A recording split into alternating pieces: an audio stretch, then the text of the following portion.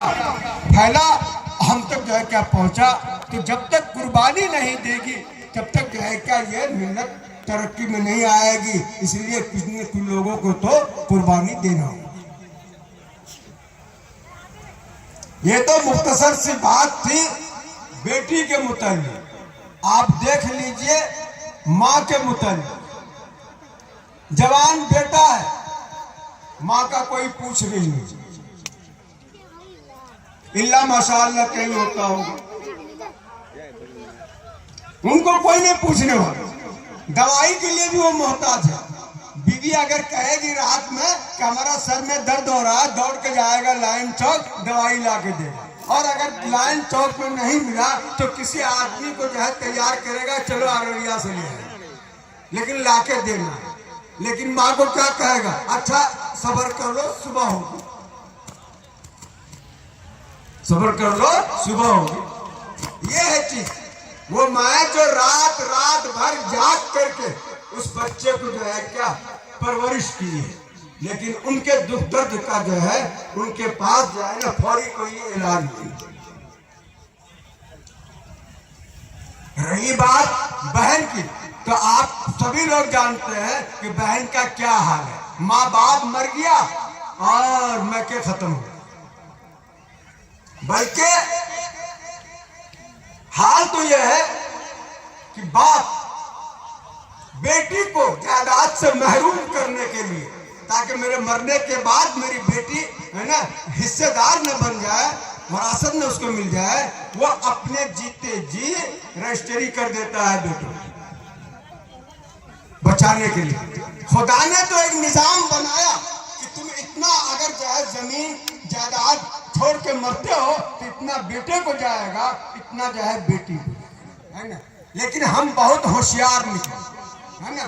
तो हम क्या करते हैं कि खुदा का इस जो है कानून को धोखा देने के लिए और ठप करने के लिए हम अपने हीने हयात ही तमाम जमीन बेटे को रजिस्ट्री करते हैं, ताकि उसको जो है कुछ न रहेगा न उसको जो है क्या मिलेगा। एक आदमी हज़रत मूसा अलैहिस्सलाम से कहा कि आप तो जाते हैं तूर पे अल्लाह से बात करने के लिए, जरा हमारे मुतालिक जो है बात कर लीजिएगा। तो क्या कि हमारे यहाँ जो है मौत कब आएगी, किस चीज की, हमारा बकरी भी है, जानवर भी है, हमारा भी है, मौत कब आएगी तो जरा इसके बारे में पता लगा लीजिएगा। तो कई बार हज़रत मूसा ने अल्लाह से दरखास्त का, अल्लाह ने मना कर दिया, लेकिन जब बहुत इसरार किया तो अल्लाह ने जो है क्या बता दिया कि जाओ हम उसको ये इल्म दे देते हैं कि जब भी उनके ऊपर या उनके किसी जो है जानवर के ऊपर मौत आने वाली होगी तो 2-3 रोज उसको पहले ही इत्तला हो जाएगी। अब इनके जो है एक रोज एक जो है बकरी जो है मरने वाली थी, 2 रोज कबल ही इनको इत्तला हो गई। फौरन जो है ना उसी रोज जाकर सिमरा हाट में बेच दिया और बड़ा खुश, बहुत खुश है कि हमने जो है क्या नुकसान से अपने आप को बचा लिया। फिर जो है क्या 1-2 महीने के बाद खबर मिली कि तुम्हारी वो गाय मरने वाली है 4 रोज के बाद, तो उसको भी ले आकर के जो है मेला में बेच लिया, अरे पैसा हाथ कर लिया।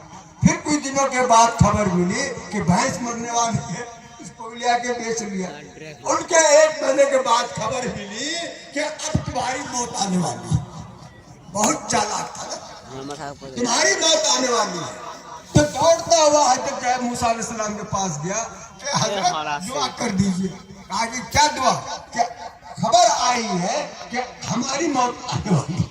तो हज़रत मूसा अलैहिस्सलाम ने जो है अल्लाह से फरियाद किया तो जवाब आया कि हम तो उनकी उम्र लंबी कर रहे थे, बकरी को मौत दे करके, गाय को मौत दे करके, भैंस को मौत दे करके, लेकिन वो सब वो बेच लिया। तो अब क्या होगा, जिनका असल है उसके आएगा। अब तो कोई चीज है नहीं ऐसा, तो इसलिए अब तो उनको मरना ही है। तो चालाक बन रहे थे। अगर हमारा कोई नुकसान होता है तो वो अल्लाह का कोई न कोई उसमें मसलियत होता है ना। हमारे जहर पर जो आफत आएगी वो हमारे माल पर ला करके हमको बचा लिया जाए। तो यही हाल इनका जो होगा इस बात का कि तुमने अपनी जो है क्या जमीन अपने जो है बेटे को दे दिया और बेटी को महरूम कर दिया। हमने अपनी आंखों से देखा है, वो बाप एक दिन वो आया कि जब उनके हाथ से जमीन निकल गई है ना, बेटा धक्का मार के घर से निकल, जब थैला खत्म तो खेल खत्म हो जाता है ना।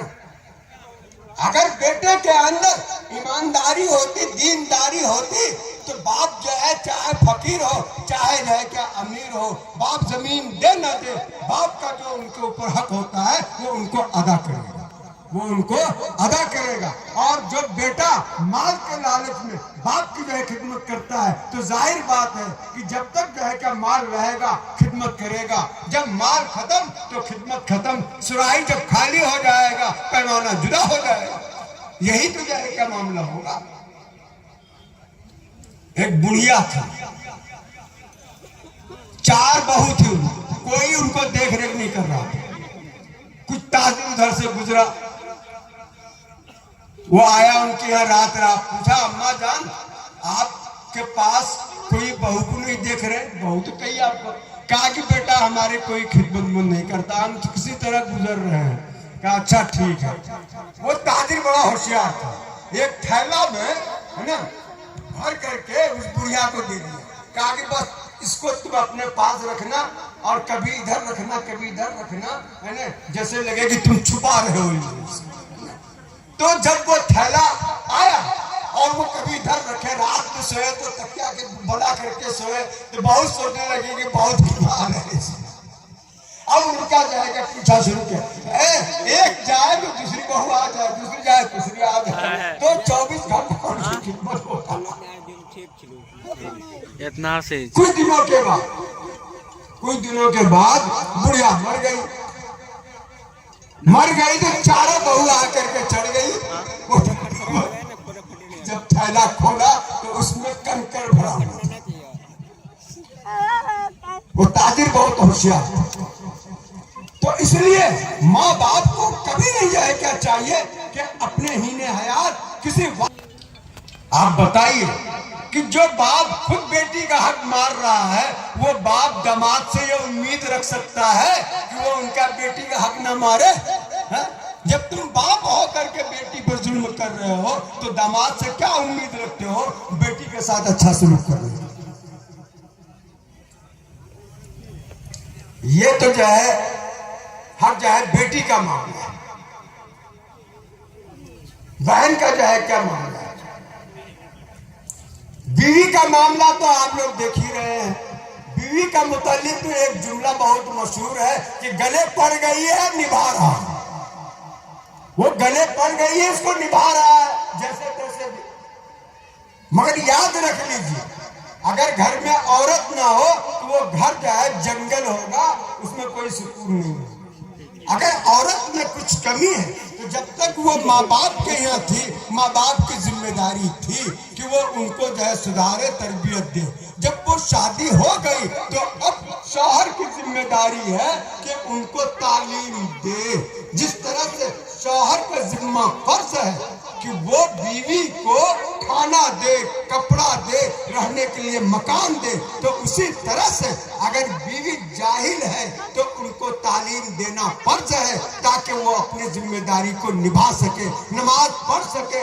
शौहर का क्या खिदमत जरूरी है ना, सास की क्या खिदमत है उनके ऊपर, बेटे की क्या खिदमत है उनके ऊपर। जब वो जानेगी तब न करेगा, तब न वो क्या करेगी खिदमत। पहले इल्म होगा तब न अमल होगा उस पर। तो शौहर की जिम्मेदारी है कि वो अपने जाहिल बीवी को तालीम दे।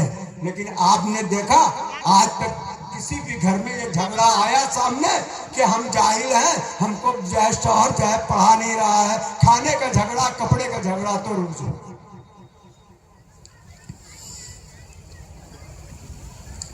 तो ये औरत का 4 रूप है। ये 4 रूप में किसी भी जो है रूप के एतबार से वो घर और मर्दों के लिए राहत का जरिया नहीं बन रही है। उसकी वाहिद वजह यही है कि औरत की तालीम और तरबियत नहीं है।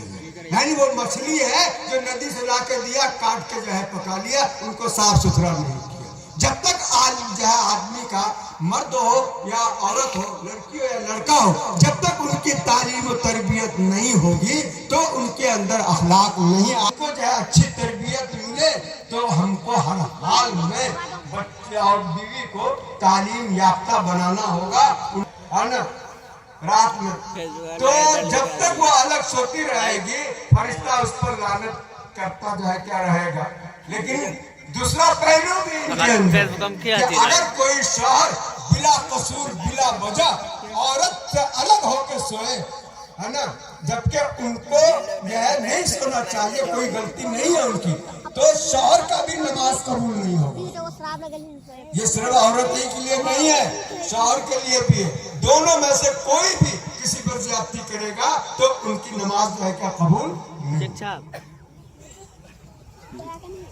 इसलिए कि अल्लाह की नजर में सब बराबर।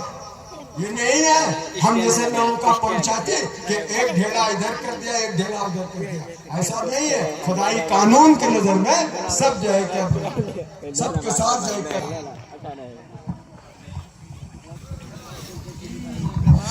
जैसा सब जनाब मुफ्ती अलीमुद्दीन साहब से नसीहतें सुन रहे थे हजरात, माशाअल्लाह देख